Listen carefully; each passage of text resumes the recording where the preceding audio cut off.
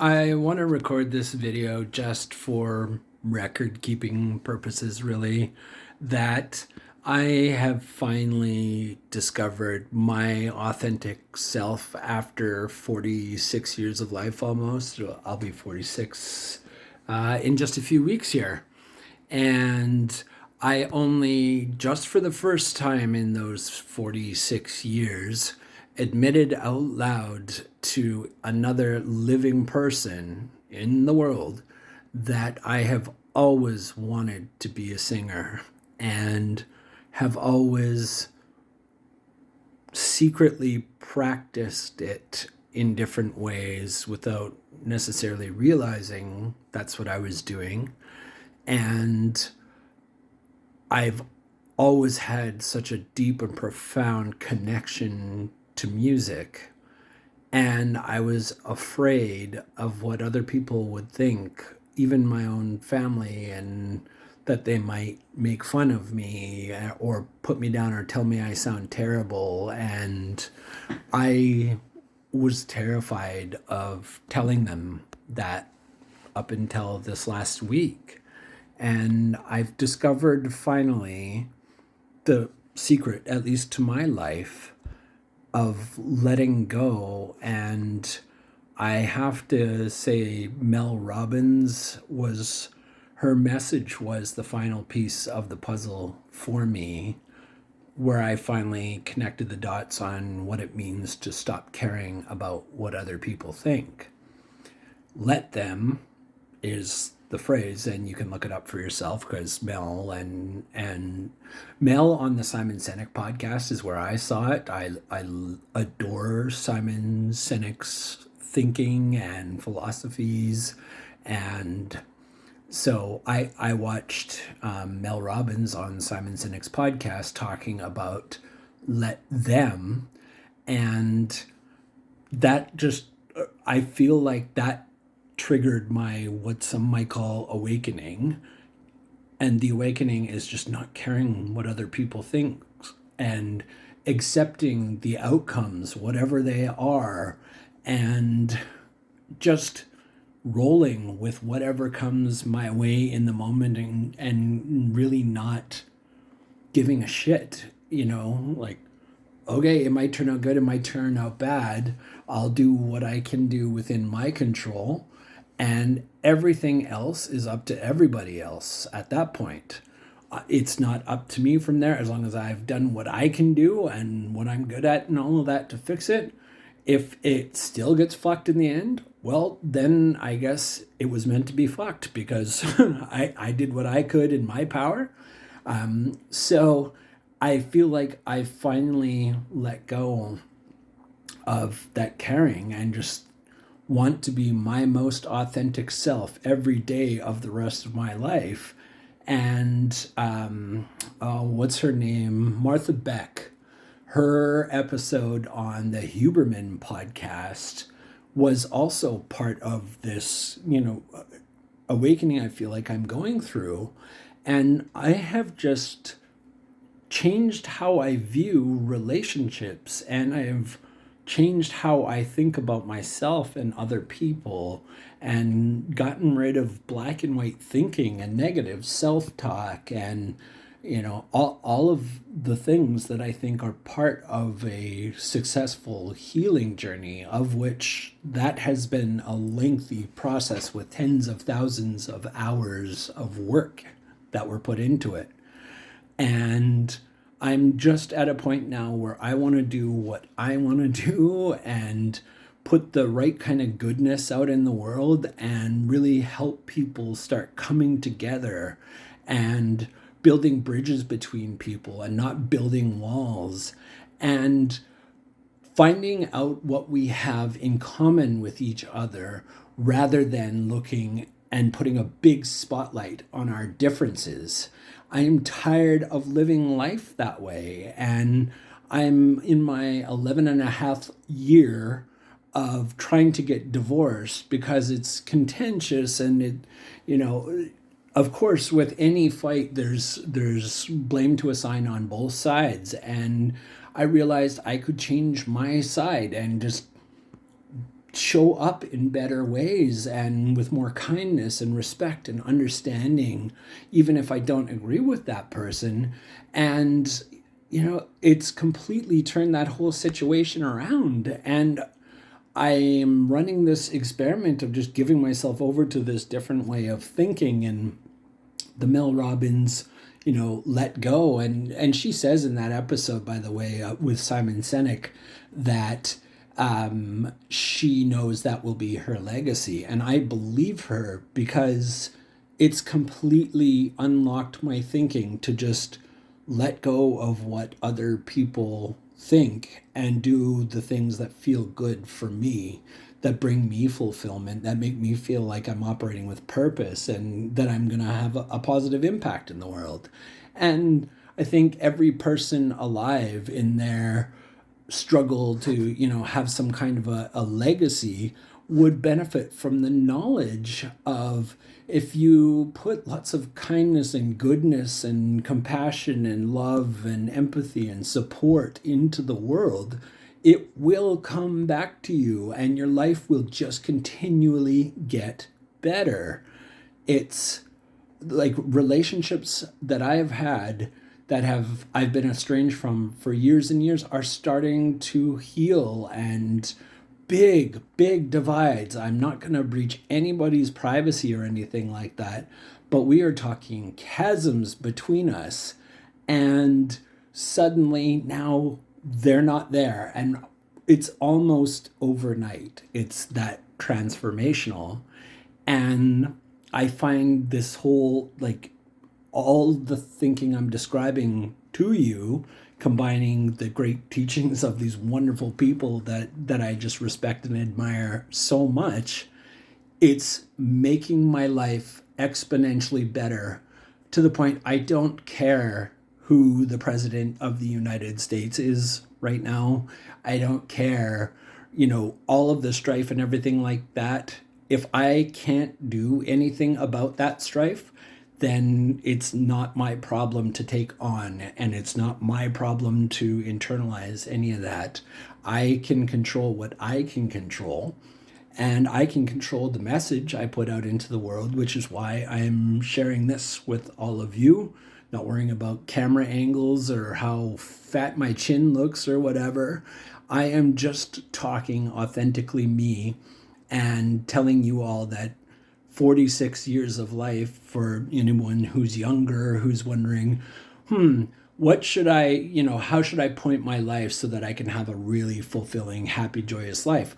I'm telling you right now that I would do anything I could to write myself an email back when I was 18, 19 years old and just share what I have shared with you here today. Simple messaging. There's nothing earth shattering about anything I'm saying here. It's just, it feels right in my gut, in my core. It feels right, like authentically me for the first time in my life. And all my relationships with my stepson, my kids, my partner's ex, my ex, my estranged parents, and my sister and I were estranged. All of those relationships are healing, and I'm confident there's more healing on the horizon. I'm having the best time I've ever had in my life, even though, as I'm recording this right now, we are having financial difficulties and stuff like that. I faced a layoff last year, and we had a really tough 2024. We really had some low points. I had some really awful low points where I just couldn't seemingly pull myself out of the funk that I was in and find any hope or optimism, despite being a super optimistic person by nature. And I got so glum and so down on myself, and so just feeling worthless at different points, and like I was letting my kids down and all of these different things. Had to go to the food bank and get a Christmas hamper for the first time in my entire life, and I've been working in tech for almost 30 years now. And There were other people. I could tell there were other people not dissimilar to me. And I know that things are really difficult out there for a lot of people. I have a lot of connections on LinkedIn from my recruiting days, and I see the messaging out there, and I know that people are really struggling. So it's not just a me problem or anything like that. But despite knowing all of that, I struggled so hard and really hit some low points, and I and then I just decided at Christmas time that I was going to unplug from everything, even if it meant being unproductive and I've got a looming financial cliff and everything like that. I just decided, you know what? I need to take time for me. I've been going 24/7 trying to make something happen, and it just wasn't happening fast enough, and we just kept struggling and struggling and sinking into a hole and everything like that. And I decided that all of the doing that I was doing was making me feel worse. I wasn't sleeping because I couldn't get my brain to switch off trying to come up with different solutions for things. And I just drove myself crazy. I really did. So I took that downtime at Christmas and spent time watching podcasts and different things like that, and just unplugging and spending time with my kids and my partner, and just unplugging from social media and just doing the things that were right in front of me and spending time with people, not with distractions or empty calories on social media or anything like that. Just focused on the people that were around me and being present with them in the room. And it completely transformed me. And, I very much had it in my control to take accountability for my healing and not say, someone needs to come and save me or something like that. Going, what can I do? What can I learn? What work can I put into my healing so that I can pull myself out of this funk and live a better life? And I think everybody who ever hears this message should know that you deserve to have a high quality life with rich, deep, meaningful relationships in it. And you deserve to have a community of support around you so that when things are tough, you have a web of people that can catch you and make you strong through difficult times. And it doesn't mean they won't still be difficult, but it's difficult with support, and it definitely changes the game. And this is the path to living a whole life. And so I'm recording this not knowing what I'm going to end up doing with this. I should say a date on this because, again, just for record keeping, what is it, 2025, January 22nd. So that's the date today. I don't know what I'm going to do with this message. I might just dump the whole thing on the internet unedited and say fuck it, and see what happens. I might edit it, chunk it up. I don't know. But anyway, I had this message rolling around in my head that I needed to get out. So I am now going to get to the singing that I said I was going to do at the beginning of all of this. And I am going to at some point upload my singing. I am absolutely terrified to do that. I've been bringing my family into it and telling them how scared I am for other people to hear my voice and stuff like that. When I sing, even though they've heard me sing in the shower and stuff, I just things changed this week, and I've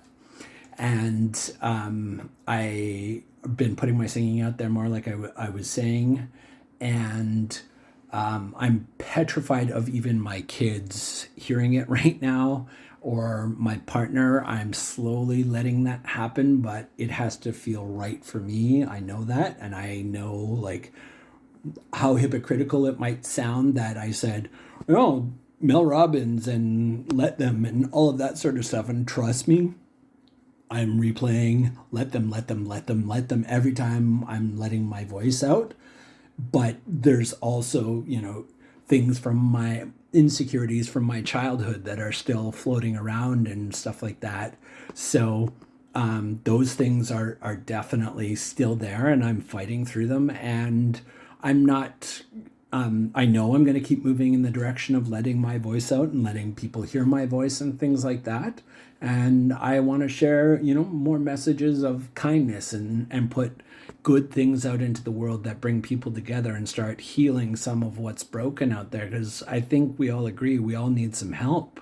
We need some healers to step forward and start making a positive difference in our world on a bigger scale. So I think we need lots of healers to step up and just use their gifts, their talents, their message of kindness, and just put it into the world. Don't worry about editing. Don't worry about, just the right cut, the right lighting, the right mic or camera or whatever. Just get your message into the world. Be the kindness that you want to see in the world to the people that you have in your life, whoever they are, whether you get along with them or not. You can be a strong person who has a strong set of boundaries and principles, and don't cross this line or there will be consequences. That's all part of being a strong and resilient person. But there is a kindness at the tip of, not the spear, because there is no spear, but you get the idea. You lead with the kindness. You lead with the assumption that the other person is doing their best in that moment. At all times, assume that about every single person that you meet. They are doing their best in the moment. They may be treating you like shit and you don't deserve that, and you should not put up with that. No abuse or anything like that.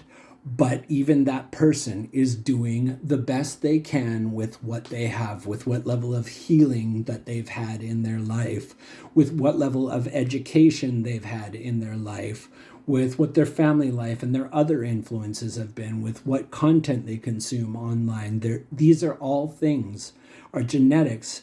All of these different things comprise who we are as people.